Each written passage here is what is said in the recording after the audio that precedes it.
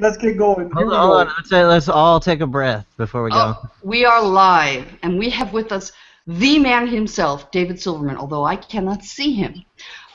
President of American Atheists, generator of the Reason Rally, the largest atheist party ever, and a new one coming up in early June.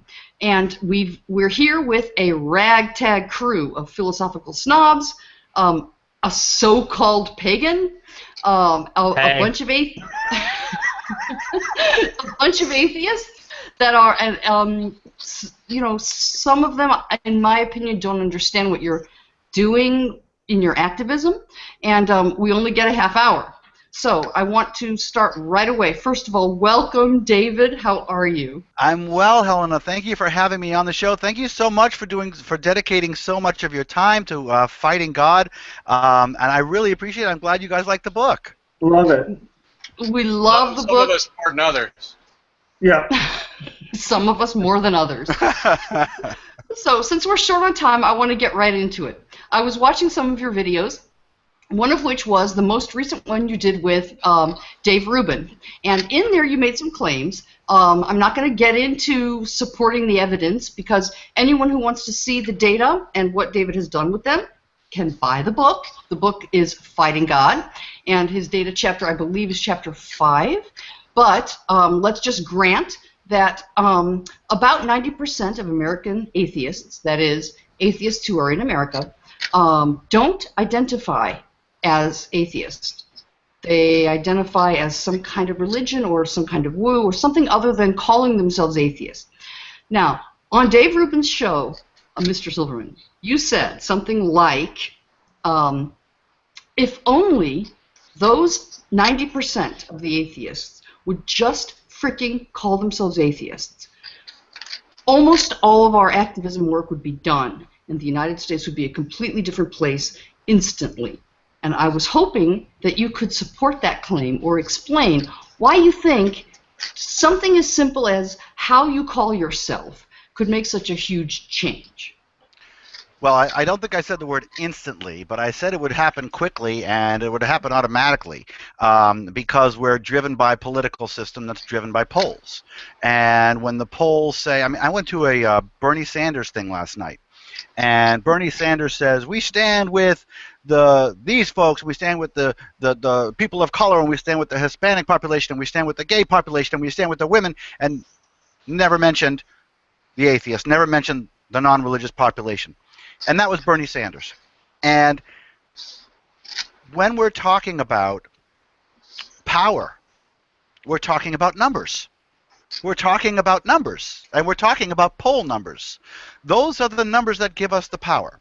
And like you said, in Fighting God, I crunched my numbers. I used the correct definition of atheist, which is somebody who is without a belief in a God. And what came back was about 27%. So I can defend, and I do defend. Now, I admit it's aggressive, but that's not my point.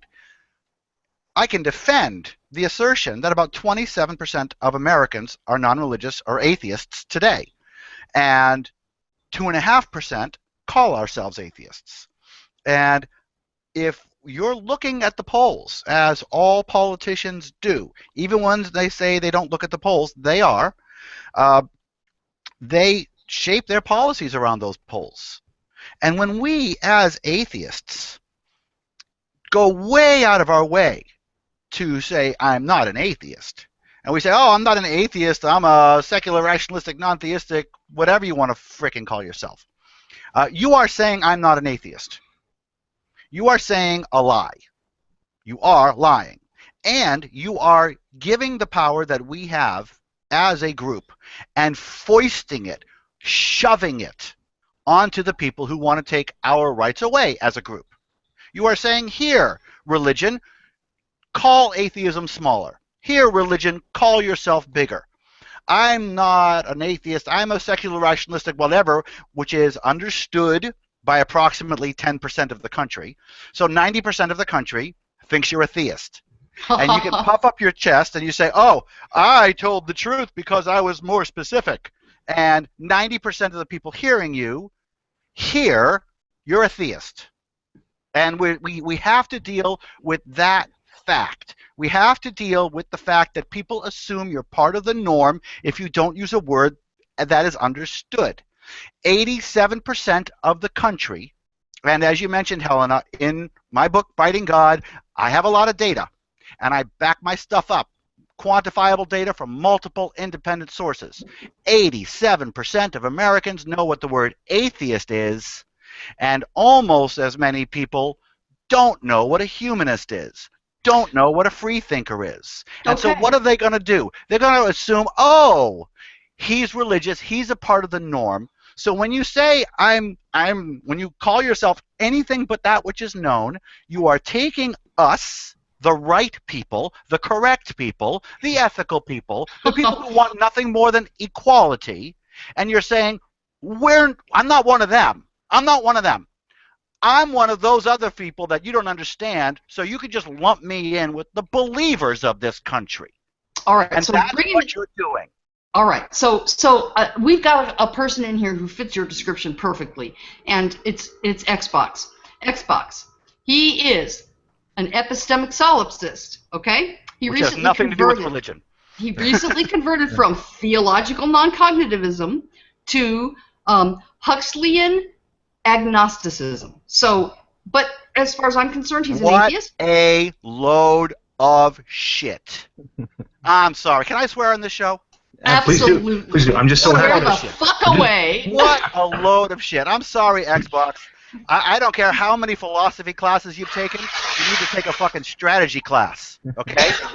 You don't. The stuff that in this glass, if it was filled with water, you wouldn't call it dihydrogen monoxide because you were so educated. You'd call it fucking water because you're trying to sell a thing. You're trying to get a point across. If you say, oh, if solipsism is a religion.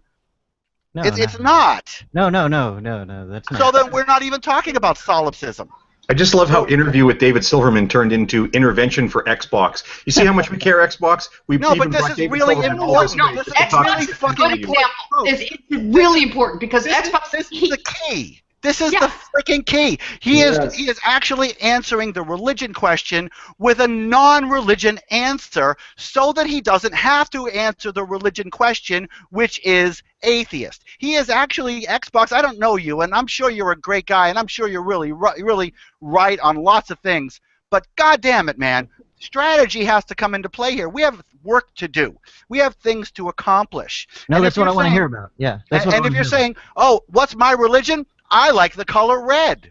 No, well, I would hope. A goddamn question. I have specificity in when I say Huxleyan agnostic because I think the atheist side makes just as irrational arguments as the Christian. I think they're both equal on that. No, I have to give up specificity, and that's what I want to hear. Why I should give up that specificity. In Xbox's defense, let me ask you something. What percent? Hang on a sec, just a second.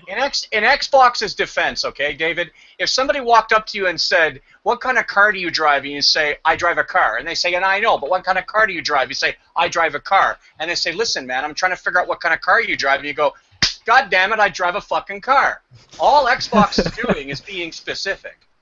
No, he's That's not. all he's doing. Yes, he is. He's being specific. Right. No, if somebody comes to me and says, what kind of car do you drive? And I say, if somebody comes to me and says, what kind of car do you drive? And I say, I like salad. I'm not being specific. He's not saying I like salad. He's telling you exactly what he is. All right, hold on. Let me say this. Deliberately using language that is not understood by the general population. That's because the general population never sat through Philosophy 101. That's our fault, not his. No, it is our fault, but it's also basic marketing. This is also bad strategy. We have an audience to communicate a message to here, okay? And if your audience, I mean, you have to talk to your fucking audience here. And I've been one of your biggest defenders in the understanding that you've got about anywhere from 3 to 5 minutes on the average Fox interview show to get your point across. Yeah. But you don't treat everyday living like a hockey game. You don't hip check your fridge open. You don't slam your buddy in the face with a stick. It's not just the right tool for the job. It's the right tool for the right setting. When you're in a situation like this where you have a bit of extra time, I think it is useful to be as correct as possible okay, as opposed to the fact that, no, on Fox News, you barely have enough time to get what you want said. No. I do want to quickly make the point. I assume if Xbox was presented with a poll call and they asked, what's your position on the nature of God, if he had something to write out, he wouldn't write out, I'm a theologian. I think he just Right. oh, there's an atheist thing. I'll check that. I don't need to be that specific right now. But of course, Right. around I'm here, not so sure about that. I'm not so sure about that. well, Xbox. Xbox, disagree. Xbox can You are answer that. Let's let so Xbox insensitive. speak. I agree. About- If he's No, writing no, an no. answer, Whatever labels on it, if it asks if I believe a God exists in reality or not, I'm going to say not. Okay, so we don't have time. We don't have time, but I think that the fact that you've said that you would say not Mhm. plays into David's point, and Right. I think, and I agree with David about this, that you do a disservice to America to call yourself a Huxleyan agnostic, because this difference about knowledge, it's already consumed or assumed, or it's part of what it is to be an atheist, right? So that's my take on that, but I want to get back to Dave because we've got another person I'd like for you to talk to, and that is, if you have the time and you don't mind, we have a pagan in our midst, and Gasp. yeah, and he claims to really be a pagan. I think he's an atheist, and I think he should call himself an atheist Jesus, why? All right. because of all of the important things that brings. You're secular. You believe in church and state and all other things. So, David, can you please Separation of talk church to and our state. pagan? Sure. Okay, so first let's establish whether or not you're an atheist. Okay, do Right. you have do you actually have a belief in anything supernatural? Yes. Okay, so you're not an atheist. Right. Okay, so you shouldn't be calling yourself. So you actually believe that there are spirits, that there are supernatural intelligences. I am a polytheist. Yeah. So I would believe in multiple gods. Okay, so Yeah. you shouldn't call yourself an atheist. Right. Okay, you should do some research and find out how much data there is to support the existence of men in the sky or trees in the sky, or how much actual I'm aware how that actually there's logic that no way is. to prove it, and there's not really any data to support it. However, I don't think that science It's is not necessarily really the any best data tool. to support it. There's absolutely zero Right. data to I'll support it. go ahead and submit to that. There is no data. I'll just make sure that you understand that, I want to make sure that you understand how bad it is. Something I talk about in Fighting God, and I say it everywhere. The sum total of scientifically valid proof for anything supernatural ever in world history is zero. And if you prove me wrong once, any religion, anytime, anywhere, I will quit my job. That's No, how that's wrong fine. you are. But I'm not. But now, having said that, I understand that there are going to be disagreements. One sentence response to that. Sure. And that is that you're using the metric for labeling for measuring the natural and trying to apply it to the supernatural. And I don't think that that's a good way to measure that. You're So it's like, presupposing the if we can supernatural. provide scientific evidence for something that is immeasurable by science, it doesn't have a predictive model. You're then- presupposing the supernatural. I am, yes. Yeah. So what the fuck is that? You have no reason to presuppose the supernatural. This- It's I so have out of experiential character. epistemology. Ocean, to me, that's out of character for you. Why are you doing that? Experiential epistemology, supernatural experiences, and so on. So I trust the experiences that I've had over the course of my life, just like I trust my sight. So And if you I'm know that not- those are very, very untrustworthy. You acknowledge that those are very, very untrustworthy. You acknowledge that people have all these experiences with all these other gods that you don't believe in. You understand that. People have these super experiences. They talk to Jesus. They talk to Allah. But you don't believe any of that stuff. But No. you believe your own experiences to make you believe in your supernatural gods. That's because you're presupposing. That's because you want to live forever. That's because you want there to be I supernatural. don't believe in an afterlife. But you want this to happen, and you're presupposing something without any need to presuppose it. It's logically inconsistent. It's just like Russell's teapot. It is Russell's teapot. I can admit that from a experience, like from a what is it? Empiricism, a perspective of empiricism. Then yes, you're correct completely. Yeah, and I'm not criticizing you for it. I'm just calling you out. I'm calling you out because we're talking about what it is. Right. You're a theist. You're a polytheist. You understand that when you're talking to the president of American Atheists, I'm going to explain to you that there's absolutely, positively zero reason on this world to be a theist of any kind. If you prove me wrong once, I'll There's a difference push my between God. reason and Yeah, reason. yeah. Like, well, okay. I can have my reasons from an experiential epistemology. But like and like I said, you can do that and you can have that. You Right. shouldn't call yourself an atheist. So Helena, I disagree with you. He's not an atheist. Well, Yeah. let me get to the question that I wanted to I ask. feel like I know him sure. better. I just Yeah. can't even believe he's really an atheist. But let's just talk about this. Granted that he is a theist, he is a very what I consider to be harmless one. He, in other words, he's an atheist in all important respects, or I don't know, his social alignments line up. He's very secular. So He's an ally. He's I an guess. ally.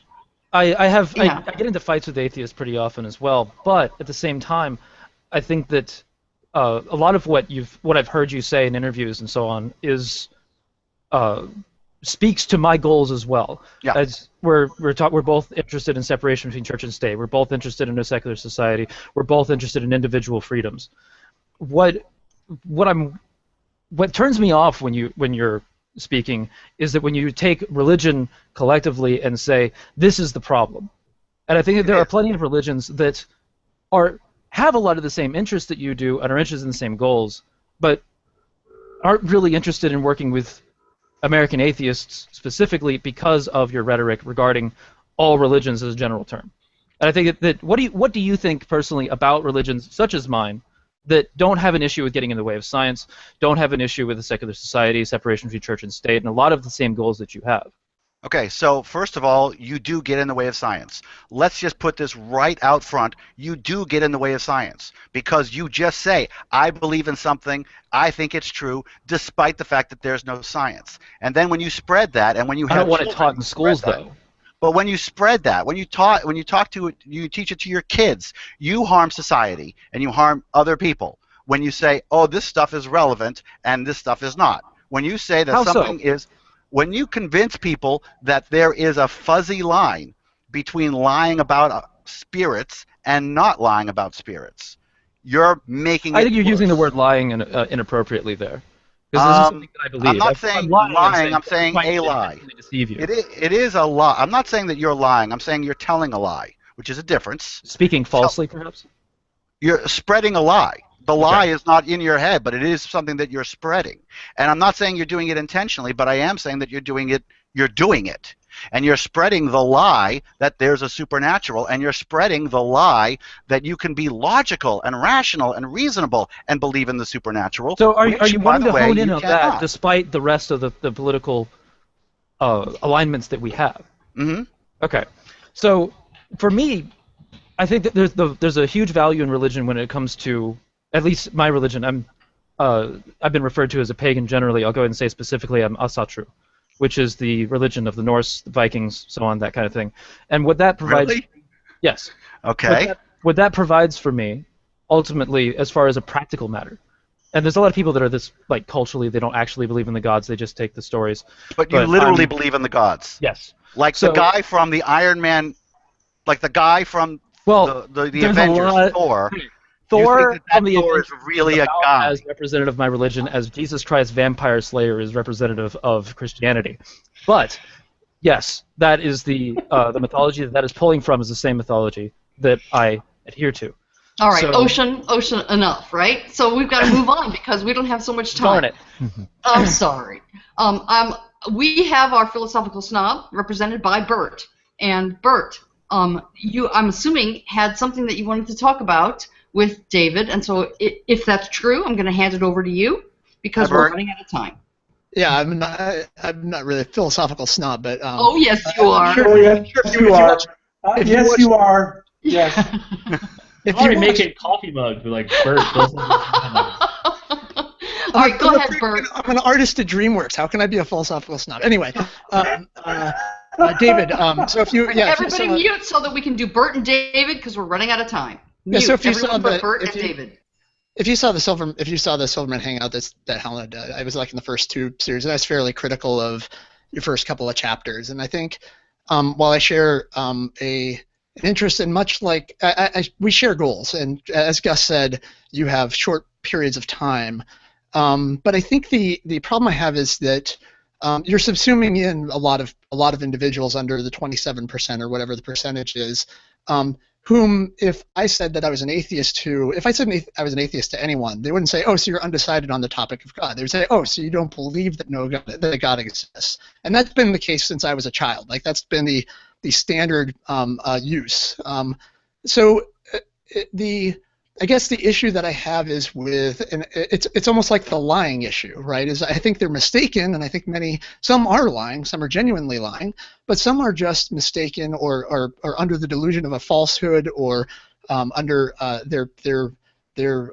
just simply mistaken. And so I think that's my biggest issue is I don't know that with the firebrand atheism that you have to gerrymander so much. It feels like it ends up being these big containers you throw people in who don't have shared goals. Like one of the I'll let you speak in a second, but one thing I had was that there are social issues that are mentioned in Fighting God, where I know that, for instance, Hitchens was a pro-lifer, right? And so when we're talking about atheist values or atheist agenda, I don't see as much content coming from no God exists, right? And I believe no God exists, and I have no problem telling people I don't believe God exists. I have good reasons for thinking it.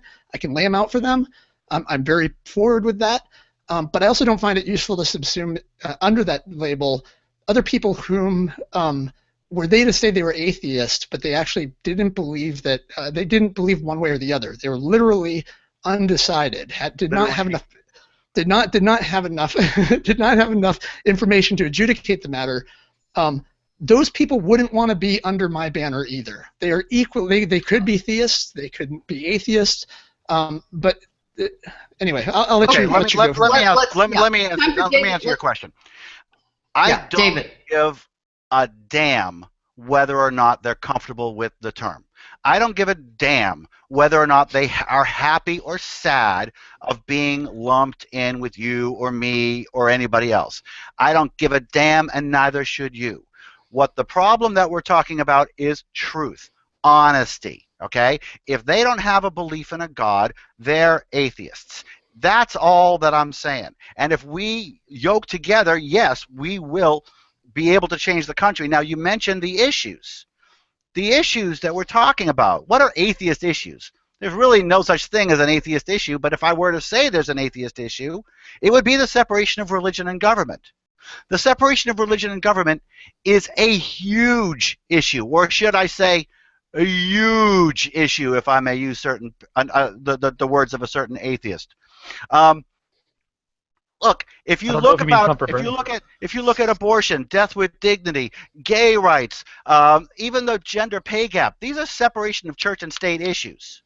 And if we as atheists band together and actually flexed our muscles just a bit, you would see the sea change in this country based on the fact that we're supporting the separation of church and state. It's not so much about the, yes, I'll just say it, smaller issues of those other issues, because those are all subsets, in my book, of the separation of religion and government. That's why we're talking about values when we talk about atheism, because we're talking about equality, we're talking about freedom. And do they all agree? No, of course they don't agree. I don't care if they all agree, but all Catholics don't agree either on choice. All Protestants don't agree either, but they are Protestants and they are Catholic. And when you look at them as a mass, you judge them as a mass. And when the politicians look at them and they see them, they change their platforms because of that mass. That's why people, all of us who are atheists, need to call ourselves atheists and not worry so much about oh, well, this guy might not like it. Well, tough shit, he is one anyways. Well, except for that if people are identifying themselves as agnostic under the belief that term means that they don't have a God belief one way or the other, those people may not want to be yoked with you. And that's too bad. I don't see. Well, no, it's not too bad, especially if they're a larger proportion than to the people who are willing to say no God exists. Those people have a different doxastic state than you do. They do not believe one way or the other. They are just as uncomfortable saying no God exists as saying that a God exists. Yes. They don't want to be yoked with. And that's why we have to raise the awareness of the fact that we could say non-theists. No. Yes, we can absolutely say that. Why? Nobody uses those words. If you want to use the word, they use agnostic and atheist. They don't use non-theist. But if we want to refer to a large group that don't hold a theistic belief, we can't use atheism because atheism means lacking a belief that God exists, not believing that a God exists. Believing that a God does not exist. No, atheism. Come on, atheism does not mean actually. Nobody would take me to mean agnosticism if I told them I was an atheist. They would not say to me, "Oh, so you're undecided." They would say, "Oh, you believe no God exists," and I would say, "Yes, I'm an atheist." Oh. I have quantifiable evidence that disputes you. I have quantifiable independent evidence that supports my assertion that half of Americans do not know that an agnostic is a non-theistic term. Half. A lot of them say you believe in many gods. A lot of them people say you. I have data, man. If you have personal anecdotes, I got you beat because I can show. I can look on any dictionary. I can look on any dictionary site, and the only place I find your definition is on American Atheists. I don't find it anywhere else. The Oxford English Dictionary says that Dictionary.com. He seems to be using Oxford English Dictionary. Wait. I'm talking about this in Fighting God, Chapter 1.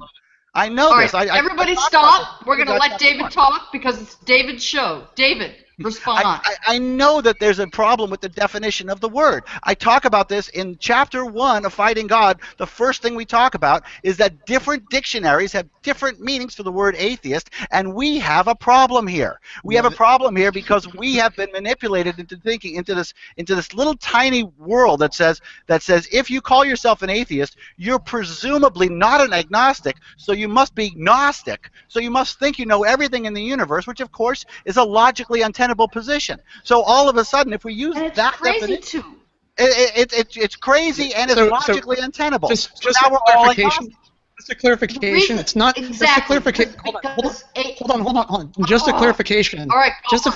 And this is the last thing I'll say. It's not that not every dictionary has a different definition for atheist. It's that they all don't have your definition. That is absolutely the case.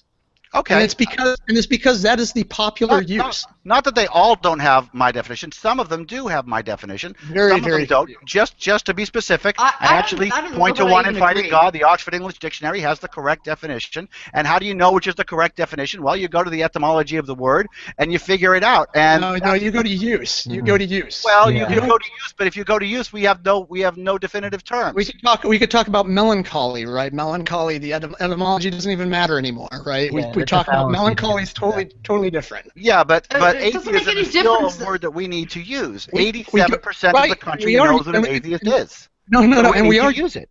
Right, we are using it. And we need everyone to be it, not just use it. Yeah, people are using it and they know what they mean by it. And so anyway, I appreciate your time and you're very gracious for letting me browbeat you here and I appreciate everything. I don't want any of this to take away from the fact that I appreciate what you're doing. I appreciate that too. You know what? We could talk about this minutia all the time, but we're still allies here. We're still doing the thing. Even Mr. Pagan is an ally, and we're still trying to separate church and state. And we're still all good guys here. We're still all friends. You're just really wrong. I want to poke on that for just a second, as far as allyship. Right, just a second. Just a second. Right. That's all it is. There's a point that I wanted to bring up actually a little bit earlier. That is, for me, an ally is kind of a two-way street. I agree with you on a lot of your political aspirations, but it's none of it's coming back in my direction. I'll tell you why that's wrong. Okay, go ahead. Like, I understand that the religious freedom aspect is definitely something that is mutual. Well, yeah, that's what we're talking about here, okay? Yeah. Now, if you're talking about, well, why don't you say something nice about my religion? No, that's not fucking going to happen because your religion's a lie and your religion's a scam, and all religions are lies and scams. And if you don't like that all religions are lies and scams, too fucking bad. We're going to be disagreeing. We're not going to disagree.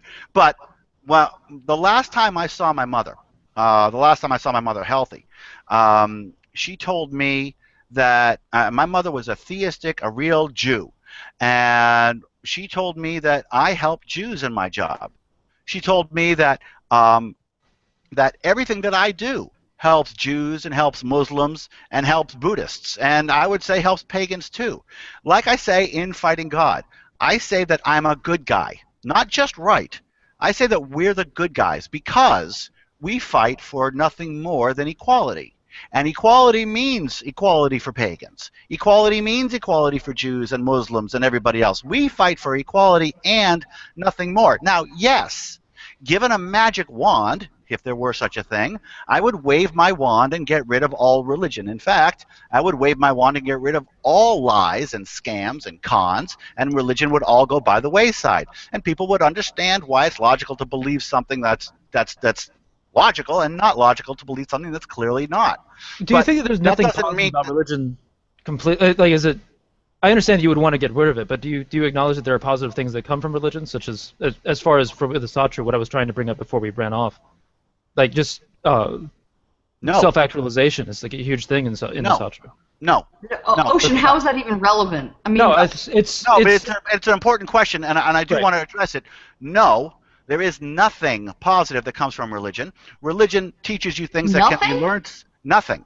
Religion teaches some things that can be learned secularly, and all those things can be used, can be done and fully realized without the lie of God. But religion takes the credit for it. Okay, everything. It's just like morality. I mean, you're a moral person. You're a moral person because I have taught you that killing is bad. Therefore, Jesus gives you morality. No. You can learn that killing is bad from your mom, and you don't need an invisible man in the sky. So, but when religion comes back and says, "Aha, you're moral because you're religion," and now look, you can't get rid of religion because you need us for morality. That's crap. There's a whole bunch of people out there that get all the self-actualization and all the morals they need without the lie of God. Sure. And that's why all religion is a lie. All religion deserves to go away. And no, nothing needed or positive or necessary comes from religion. Nothing. Nothing that couldn't be done secularly better. Yes. Or equal to. No, yes, it's just in the interest of time, I won't chase that rabbit. You don't need it. You don't need it. And religion takes the credit and says you do. And then makes you defend. So there's something important about this idea of religion taking the credit. Because I think that as far as these sort of on-the-cuff, people who, like in the middle of the country where I am, there are, in my opinion, plenty of atheists who are nonetheless Lutheran, Methodist, blah, blah, blah. And there is a fear. They don't want to leave. And I think a lot of that has to do with they think that their morality is an extension of their beliefs. And so even though that's where the pretending to believe comes in. So even though they actually know that they're pretending to believe, they're afraid that they're going to lose their morality if they acknowledge the fact that they no longer believe. Mm-hmm. And I think that that is one of the biggest problems when we talk about converting or getting these, a certain percentage of the 90% to come out. I mean, there's one thing. There's the closeted atheist like me, right? Where like I could lose my job because of the amount of my clients and things like that. That's different from the Lutheran or the Methodist or the Presbyterian or even the Unitarian who really is saying something like, God is love, God is the universe, I'm Christian. Right. And they have, to me, some kind of bizarre fear or something. And I think that we could reach out to them, but I'm not quite sure how. Well, it's hard, okay? And reaching out to them is exactly what American Atheists has been doing with our billboards. That's the target market for every single one of the billboards is the people who say God is love, therefore I'm Christian, are atheists, and they need to know it. Yeah. And they need to know that you can have the morality from outside, and they need to know that the whole concept of you need our religion to be moral is exactly the same concept as every other cult, as every other, as Scientology, as the Moonies and the Branch Davidians. You need us because without us, it's all bad. That's the in-group and out-group mentality that religion fosters and thrives on, lives on, and we need to get the message in there, but we don't need to get the message to the believers. The believers will come on their own. We need to get the message to those people that you were talking to, Helena, the people who think God is love, therefore I'm a believer, is a real thing. They need to understand that when you say God is love and nothing more, what you are saying is, I don't believe in God. Well, there's also so many, Christians, Muslims whose sole reason for believing is that they were raised that way. I've gotten that answer more times than I can count. It's like, why do you believe in God? Well, my parents told me, and really doesn't. They have nothing beyond that. And now you're going. It's like, well, I can't get a reason. Now you're going crazy. With you, Now you're suggesting. Now you're going a little bit off the crazy. Now you're suggesting that religion actually lives by brainwashing children. What a crazy idea! Funny how I couldn't say that's horrible and racist and biased and not racist. There's an old Jesuit saying. Racist? There's an old Jesuit saying that you give me a boy until he's 7 and I'll give you a man. That's right. So my three kids are atheists. Were they brainwashed as atheists? If they were told that there was no God and that they were not allowed to question and there was no options around it, yes. If they were told that there was no God because this is why, and here's a book, and here's more things to learn, and here's the other side of the story, read it and learn it. I mean, I gave my child a Bible when they were 9 years old and told them to read it. Is that brainwashing? But my point is did you remember to tell them that it was the Word of God first? That it was inerrant first? Yeah.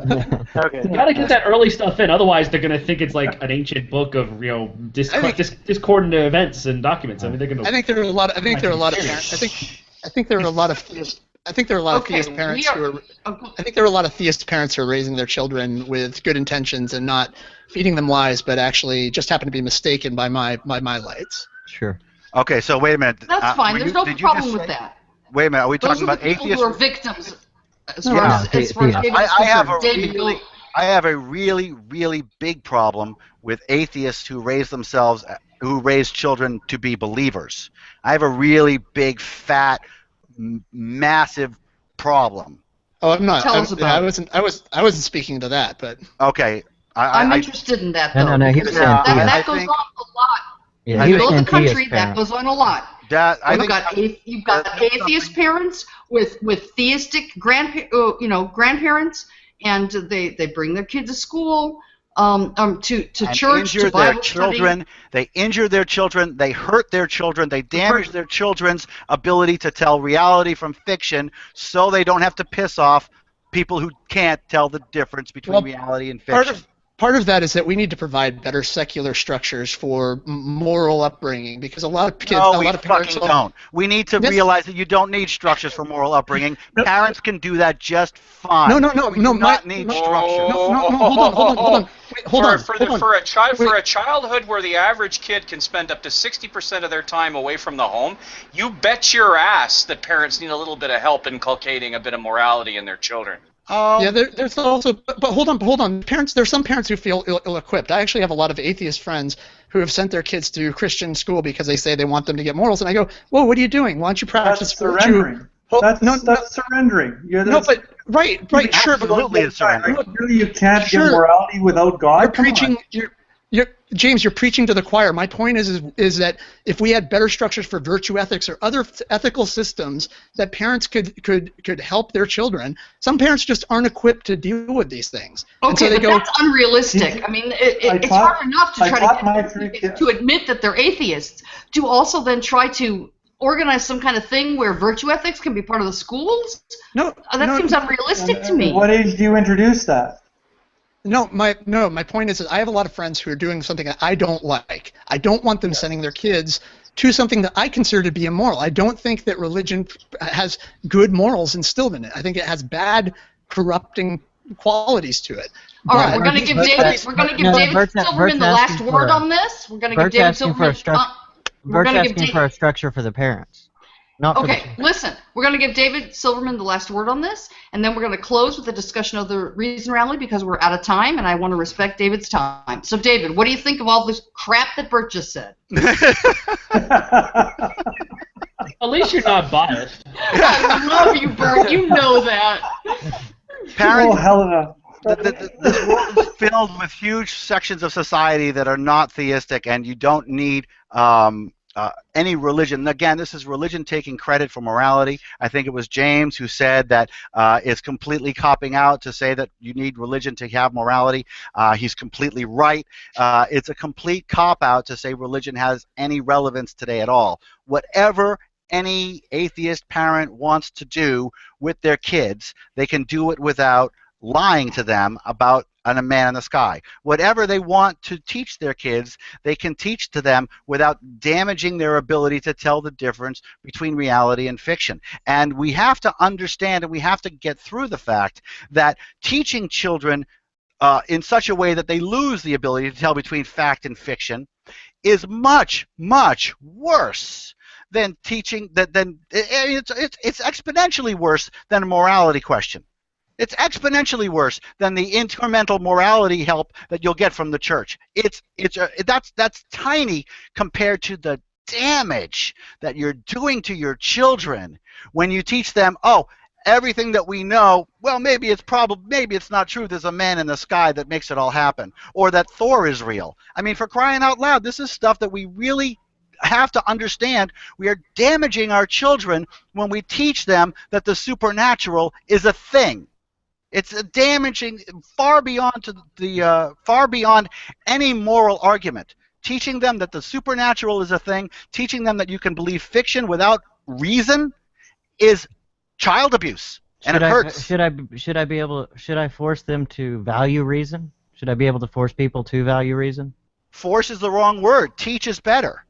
And teach is right, and we should be able to teach, and we should be proud to teach. Yes, we should all be teaching, but we should have a grasp of what is correct and what is incorrect, and we should not allow people to actively, well, they have to be allowed, but when you're talking about atheists who know the truth, who know what the truth is, they say, oh, this is the truth, I get it, I understand it, but I'm going to teach the controversy. I'm going to expose my child to the idea that 2 + 2 = 38.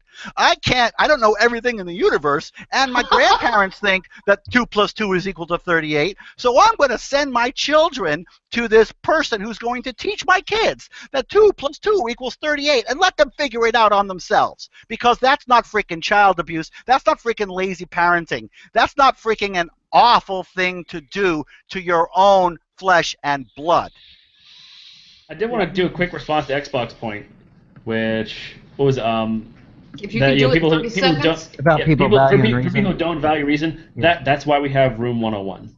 That's for those people that we created for that purpose. Yeah, no, I think we should influence and try to teach that. Like I said, I don't think we have any right to force it to them, but I think that needs to be the influence. All right, I want to respect David Silverman, the person, and his time. I appreciate that. So, by the way, while we're talking about reason, check out the shirt. I didn't wear would that be a reason rally sweatshirt? This is a reason rally shirt. Okay, so reason rally what? The reason rally was What's the reason rally? It was the largest atheist event in world history back in 2012. We had 25 to 30,000 atheists, yes, atheists, by whatever name they freaking call themselves, on the Mall of Washington, D.C. And if you went, you had a fantastic time. I don't know of anybody who went. I mean, it was raining, it was cold, and everybody, without exception, I believe, every single person left with a sore face from smiling so hard. I'll tell you, the chapter in your book about the Reason Rally is so good. Oh, awesome. Can you tell us a little bit about what events are going on, what buildings is taking place in, and so on? Well, I'm interested especially in, because, you know, we have limited time, but in the other interviews that I've seen you do, you have even less time. So tell us all about the new rally, especially the events and the 2-day thing, and there's training and all of that. So tell us what celebrities are going to be there. Great comfort. And then tell us what all else you're going to do. I don't care about Let the man speak. Oh, okay. Yeah. George Clooney, I'm not going. All right, go, David. It starts on the Wednesday. We're going to have 2 days of lobbying, of Reason Rally lobbying, and we're organizing people to go up to their state house, meet with their candidates, meet with their senators and their congresspeople as atheists or as whatever you want to call yourselves, pushing reason, pushing the secular point of view, pushing the separation of church and state. Then and don't be afraid, because there's training for that. Yeah, we're going to be everything. There's training for all of it. We know what to teach you. We know how. We're going to prepare you completely and send you up. You're going to go in groups, so it's not like you're going to be sitting down with somebody face to face alone. There's going to be small groups that are going to go and meet with the staff and meet with hopefully the Congress people themselves. Then on Friday, we've got the comedy night and the VIP dinner. And the VIP dinner with the stars, and that's a thing. That's when all the stars who are going to be there on Saturday are going to be there on Friday, almost all of them. Unfortunately, Johnny Depp is not going to be there on Friday night. I know. And neither is Amber Heard. The good news is that Johnny Depp and Amber Heard and a whole bunch of other really awesome people are going to be at the Reason Rally. And one of the things that I mentioned, I think I mentioned it in Fighting God, one of our big picture objectives was to lure in A-list celebrities. And we lure in A-list celebrities because they're moral leaders, right? They're moral leaders whether they are or not. They're moral leaders. People follow them. Yeah, no matter what they do, that they're leaders. Yeah. It's a huge thing. It's a huge deal. So who do you have? It's a huge deal that we've got Johnny Depp and Amber Heard coming to the Reason Rally. These are our big stars. These are huge. We've also got Bill Nye coming. Lawrence Krauss is coming. We've got James Randi is going to be making it back again, and we're really happy about that. We've got Margaret Cho is coming. Liz Winstead is coming. It's just going to be fantastic. And so I'm looking at this schedule, which is just a beautiful freaking schedule. Are you actually doing a presentation this year? I am, yeah. I'm doing a presentation. A lot of the secular leaders are doing it. Lawrence Krauss is going to be there. Bill Nye. We've got. Okay, so what I can tell you is Penn Jillette's going to be there, but I can't tell you what he's going to do. He's but I can so tell you that. Yeah, but I can tell you that what he's going to do is going to be different from anything you've ever seen him do before. And I can tell you that. And I can tell you that it's going to be really cool. And then I can tell you that there's this other person. I can tell you that there's this other person. I can tell you that at the Reason Rally 1, we had a video from a congressman and a video from a senator. And I can speculate that since this is going to be a bigger event and since this is going to be a more star-studded event, that we might be able to improve on that. I might be able to improve on that and just put it out there like that. You know, just might be able to let it improve on hang that. there. And that might be really, really cool, actually. And that might be something that we'll be announcing really soon. I can tell you that we've got just one small set of announcements left of who is coming. And it is, well, actually, probably two, but we're not done telling you about all the cool stuff that's coming. Okay? Is there a website that has a bunch of this information on it? It's all on reasonrally.org, and the Reason Rally itself is free and open to the public and unlimited, and it's going to include a free concert from both the Fab Four and members of the Wu-Tang Clan. So we're going to have two musical instruments, and we're going to start it off with Shelley Siegel with a band. Right. Yeah, you may remember in 2012, awesome. Shelley Siegel opened up, and she was just her with her guitar, and now she got a band. Now she got a band, and she's coming back. And I'm just so excited because the Reason Rally has grown into this entity that is going to do exactly what it was started to do, which is to bring us together and give us the relevance in front of Washington, D.C., in front of actual politicians who care about our vote. And, the entire idea was to change the country, and we're watching it happen. We're watching it happen. And I will also shout out to Liz Liddell, who is my successor as the runner of the show, the executive director of the program. She is doing fantastic. And it's not an easy job, and she's doing really well. I'm vice president this year, and I'm chair of programming, and I'll be around and busy, and I will be selling and signing books at the Reason Rally. But more importantly, folks, if you've never been to the Reason Rally, if you have any money, if you have any budget on your time, get there for Saturday and stay Saturday night. The comedy show is on Friday night. That's going to be great. The after party's on Saturday night, when everybody has done this huge thing, and all the after parties are all together, and there's music playing, and there's fun, and there's booze, and there's decriminalized marijuana. Oh, did I say that? I mean, anyways, when all of that is happening, you're going to have such a fantastic experience. I mean, I'm looking forward to the after parties just as much as I'm looking forward to the rally, because that bonding, that clicking that you're going to feel is just going to be massive. I remember when I first walked into a room full of atheists back in 1996. There was maybe 150 atheists in that room, and I felt it hit me. Okay, it hit me. It hit me to the point where I can remember it even now, 20 years later, and that is so small compared to 30 to 50,000 or more. 30 to 50,000 with Johnny Depp and Amber Heard and major stars and people looking and the press and politicians. We're changing this country, and I hope everybody can come. American Atheists did not have a convention this year because of the Reason Rally. We want everybody to go to the Reason Rally. We did not want to compete with the Reason Rally at all.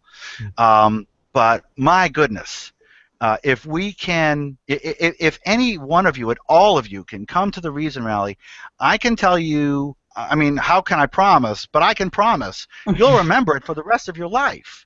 This is going to be the thing that you remember forever. Is this one of these events that you're planning on having every 3 or 4 years, or is this just you see how it goes kind of thing, or you have plans for another one? So I have plans and I have a vision, but I'm no longer the president and I'm only a board member.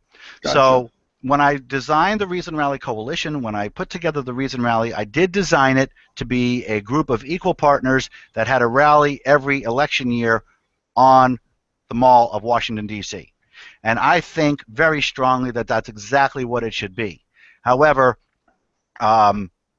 every year the board has the ability to change their tunes. Right. There are some people on the board who disagree with that mentality, so I can't make a promise.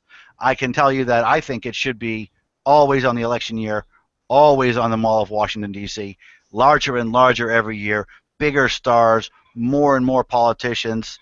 I think it should grow. I think it should do that until it reaches a critical mass. But I don't know is the answer. All right. Well, that's 500,000 people. I want to say thank you so much for coming. Thank you so much for plugging the Reason Rally. Everybody should go. And if you have any last words, let's give them, and then we'll just close out. David Silverman, thank you very much. Thank you so much. The website for the Reason Rally is reasonrally.org. The website for American Atheists, which is the organization I'm privileged to run, is atheists.org. Please join American Atheists. I have shown in Fighting God that American Atheists has quantitatively changed this country. I can defend that. I can't prove it because correlation and causation are not the same thing, but I have a lot of freaking correlation between American Atheist activity and actual changes in the country that I don't believe any other organization in the country can actually show. So please join American Atheists. Please donate to American Atheists. That's at atheists.org. Buy Fighting God. Some people say it's a pretty darn good book. And where can I get that? Where can I get the book? You can get it online. You can, yeah, the best, you can get it at atheists.org. You can get signed copies at atheists.org. You can get it off of Amazon, and of course, almost every bookstore carries it as well. I'm the first career atheist to be published by a major publisher in American history, and I'm very pleased that my publisher, St. Martin's Macmillan, has gotten the book out everywhere. Yeah, it's in just about every bookstore you can find. including for what Target. it's worth, for what it's worth, I own the print copy and the audiobook. So I do too. I have both. I did pay for my criticism. I bought them Thank you both. so much. I appreciate I that. bought them both, and I'm both critical and supportive. Yeah. David Silverman, I want to say thank you so very much. Thank you. Yes, and everyone, please go to the Reason Rally. Please say you're an atheist if you are one. Yeah. And help us change America. Don't let them take over. I'm so glad you found the time to join us, David. It's been an absolute pleasure getting to know you a little bit better than a 2-minute soundbite. Thank you so much, and thanks for talking so much about fighting God. I really appreciate it. Oh, we love it. We appreciate you very much, and we're going to continue until the end of the book. And everyone, we will see you at the Reason Rally. Thank you, David.